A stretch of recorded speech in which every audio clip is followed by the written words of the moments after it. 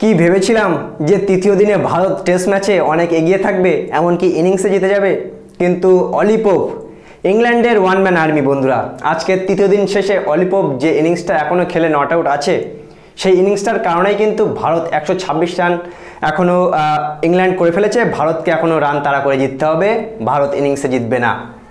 অলি pope ইংল্যান্ডের একাই 100। বন্ধুরা, এই অলি পোপ 148 রান করে এখনও খেলছে। আর এই অলি পোপের কিন্তু একটা ক্যাচ মিস করেছিল অক্ষর প্যাটেল। ওই ক্যাচটা যদি ধরতো, সত্যি আফসোস হচ্ছে যে অলি পোপ এতক্ষণ আউট হয়ে এতক্ষণ ভারত জিতেও যেতে পারতো এই টেস্ট ম্যাচটা। না জিতলেও একেবারেই ভারত জেতার দোরগোড়ায় থাকতো।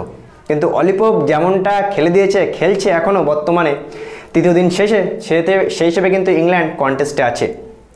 বন্ধুরা, প্রথম টেস্টের তৃতীয় দিনের খেলা শেষ। আর আজকে যদি আমরা কথা বলি প্রথম ইনিংসে যখন ভারত 175 রানের লিড নিয়ে জাডেজা অক্ষর প্যাটেল ব্যাটিংয়ে আসলো, আমরা হয়তো আশা করেছিলাম 200, 250 বা 300-র কাছাকাছি একটা লিড নিলে একটা ভালো লিড ছিল। যদিও 175 রান নো ডাউট ভালো লিড, কিন্তু প্রথমে জাডেজা 87 রান করে আউট হয়ে যায়। তারপরে অক্ষর প্যাটেল তো লাস্ট পর্যন্ত থাকে, তোমরা দেখেছো। ইনিংসটা বড় করতে পারতো, কিন্তু যাই হোক, দ্বিতীয় ইনিংসে আমরা কি দেখতে পেলাম? সেই বাসবল ক্রিকেট, একের পর এক বাউন্ডারি।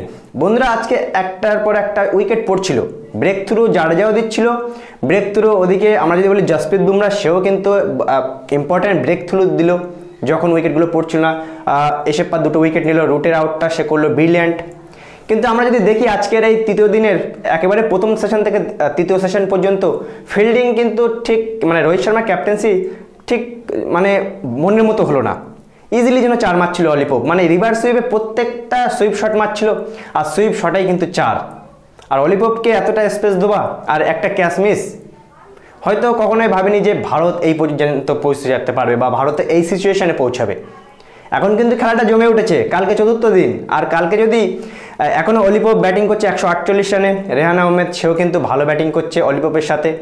আর তারা দুজন যদি কালকে 126 রান যে লিডটা ইংল্যান্ড নিয়ে নিয়েছে, কালকে যদি তারা 200 বা 250 রান করে দিতে পারে, তাহলে কিন্তু একটা কন্টেস্ট দিতে পারবে নো ডাউট।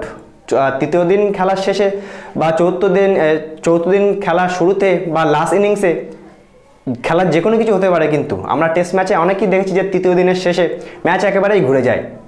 ইংল্যান্ডের অলি পোপ কিন্তু ওয়ান ম্যান আর্মি হিসেবে এখনও ব্যাটিং করে যাচ্ছে, আর অন্য কোনো ব্যাটসম্যান কিন্তু ততটা ভালোভাবে খেলতে পারেনি ভারতীয় স্পিনারদের, ভারতীয় ফাস্ট বোলারদের। সুতরাং এই অলি পোপের ক্যাচটা ধরা উচিত ছিল, যদিও ক্যাচ মিস একটা ম্যাচের পার্ট। যাই হোক, 126 রান তারা করে ফেলেছে ইতিমধ্যে, 6 উইকেট হারিয়ে 316 রান তারা করে ফেলেছে। আর কালকে চৌথ দিনের শুরুতেই কিন্তু অলি পোপের আউট আর না রেহান আহমেদের আউটটা তাড়াতাড়ি করতে হবে।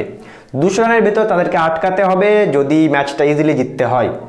নো ডাউট একটু ভয় লাগছে, তার কারণ যেভাবে 190 রান লিড ছিল, 190 রান যে লিডটা ভারত দিয়েছিল, সেই লিডটা পার করেও কিন্তু তারা 126 রান আবার লিড নিয়ে নিয়েছে।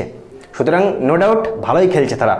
আর যদিও ইংল্যান্ড তারা ভালো খেলতেই এসেছে নো ডাউট, কিন্তু বন্ধুরা, চতুর্থ দিনে আমাদেরকে একটাই টার্গেট থাকবে ভারতীয় টিমের, সেটা হলো ইংল্যান্ডের 200 বা 250 রানের ভেতরে আউট করার।